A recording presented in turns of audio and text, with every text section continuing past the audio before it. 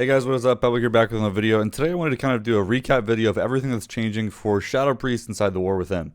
So I know we're not quite at launch yet, pre-patch is probably coming soon, so I wanted to kind of overview what we have so far. We did get a release candidate build, which means we're probably not going to see any substantial changes at this point, other than numbers tweaking and tuning just like various knobs, but without further ado, let's dive in.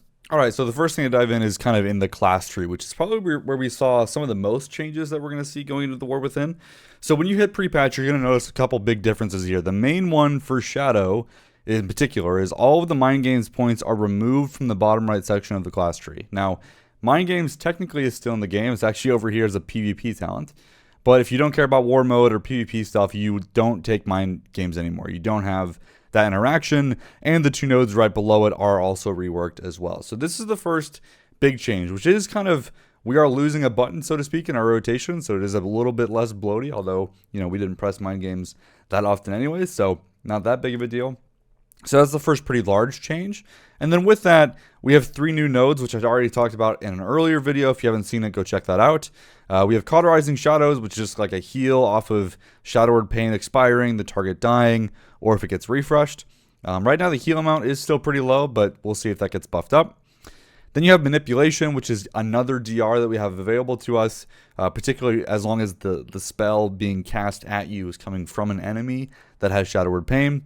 So certain environmental effects wouldn't work with this, but it is just another DR node in the tree. And then the last one is Phantom Reach. This is probably the one that has the most gameplay potential to see get played often. This increases the range of most spells by 15%. So where we would normally cast from 40 yards away, most of the spells are now 46 yards away. Now, importantly, this does work with Psychic Link, which is great. That's kind of the way we do our AoE damage. Things that it doesn't work with, however, is Divine Star and Halo are still fixed at their yards, which is a little bit more awkward in the War Within when you're playing Archon, but otherwise you don't really notice it too much. And then the other things it's not affecting is also Psychic Scream, which is still static of 8 yards, and Psychic Horror as well. And there's a couple other kind of smaller things, but you know, things like Dominate Mind get it. A lot of the utility spells like Shackle Undead have it as well. And Void Tendrils did not get the increase. So it's working with most of our damage spells. The one kind of oddball there is Divine Star and Halo, but otherwise it's pretty much working with everything. So in terms of the class tree, that is pretty much it as far as we're seeing like iteration with things. Now there were a couple other numbers tweaks. In particular, we had a change for Void Tendrils. Void Tendrils now only last for 15 seconds, which it used to be 20. So not really a big deal. I think for PvE, we hardly ever took this talent anyways. So yeah, not a whole lot to say in terms of the kind of priest class tree changes for Shadow. Now, moving on to the spec tree. So we have a little bit more here in terms of changes, although not as much as I was hoping to see changed. So kind of talking a little bit about this, I think there was quite a lot of opportunity to change things, but it seems like they were kind of just focused on small quality of life things. So the first one that they changed was we now have a Shadow Crash choice node. In a previous build, in a previous video, I showed this as being called Void Crash. That has since been changed. It's now just Shadow Crash and Shadow Crash. One says it's cast at your target, and one says it's cast at a selected location. Otherwise, it's the same exact spell. Now, this is going to be a pretty big difference if you've been playing Shadow Priest and you've been asking for this. A lot of people were kind of complaining about, you know, and rightfully so, that Shadow Crash can be kind of a pain to, you know, target a specific area to hit the mobs that you're trying to hit, particularly in like a pug group situation when the pack is moving or things like that. So for those of you that are particularly starting out with Shadow Priest and find that bit annoying, we have a one that is now cast at your target and will follow that target if it moves. So, which can be good for some players. I think you'll probably notice a lot of people that are familiar with the spec continuing to take the older Shadow Crash that's targeted at a selected location, primarily just for the flexibility of this. Not only does it let you actually pre-pull generate insanity, which is, you know, min-maxed to a high degree, but it also lets you plan for various different movement cases, or you can kind of predict what's going to happen in a pack that you couldn't do with one that's targeted at an enemy. The big common examples are if there's a group of ads spawning at a telegraphed location, you can pre-cast Shadow Crash at that location before the ads are there to hit them as soon as they spawn. With the targeted one, you can't do that unless there's already a target in that area. So Starcraft ads are probably the best example of this, where this just would lose you damage if you took this. The other example with this is basically if you're trying to split the difference between mobs. So I'll actually run over and try to get an example here. The split the difference, isn't super common, but it is something that you're going to notice if, you're in a dungeon or something like that, where you can almost hit two targets, but there isn't a target directly in the center. So if you think about, this pack right here, we have a target if these were considered enemies. You could cast a Shadow Crash at Show the Wise here, and it would hit all three of these guys just fine. The problem is, if you didn't have this middle target to like split the difference between all of these enemies, and you wanted to hit both of these two rangers, well, they're actually going to be slightly out of range, and you want to target in the middle of them. But because the new the targeted Shadow Crash requires a target, that's just going to be strictly speaking worse, because you're probably only going to hit one of them, because the actual radius of Shadow Crash is unchanged. So that's the one kind of caveat there, which is why I think you're going to see a lot more people continuing to play with the at selected location one. But we'll see as the patch goes on.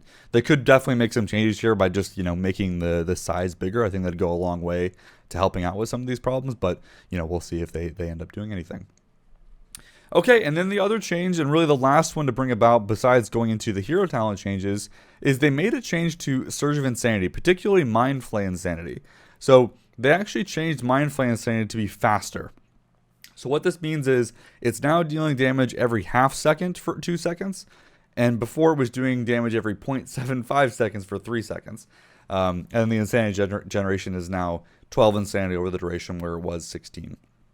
So what this means is, when you're casting Mind Flay Insanity, the cast is going to finish much faster, and you're actually going to end up getting a better DPS angle from doing that. So this is actually a straight up buff to Mind Flay Insanity by all intents and purposes. It is a little awkward, however, because if you're not aware of like pasting and flow within specs, the way that works is on the global cooldown. So what that means, if you haven't noticed, if you press an ability, all of your spells are basically on the global cooldown, or you can see they're sweeping as if they're on cooldown still. Some spells are off the global cooldown, some are on it. And the global cooldown is actually a factor of your haste. So by default, it's 1.5 seconds, and then based on the amount of haste that you have, you shorten that.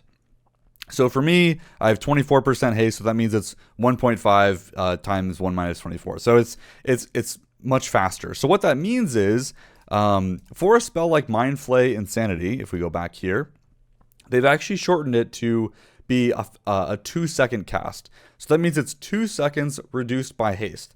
But as you can probably tell, before haste calculations, 1.5 GCD does not fit into a 2-second cast. It has a 0.5 second gap there.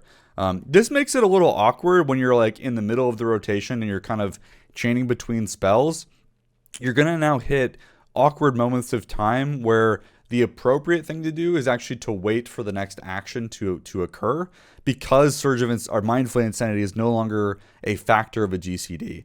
So it's a little bit of an awkward change. I see why they did it. It is still a buff to Mind Flay Insanity, but it will cause a little bit of a playstyle gap in the rotation where waiting could actually be beneficial to get that like exact lineup for the next global of what you're trying to do, because this is going to end at a factor out of the GCD.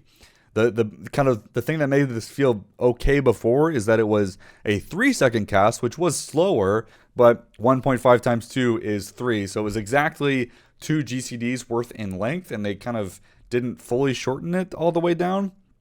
It would feel a lot better rotationally if it was a factor, just a 1 GCD cast, although I'm not sure if that's something they'd want to go to from like a balancing perspective, but that's the kind of unfortunate reality of this change.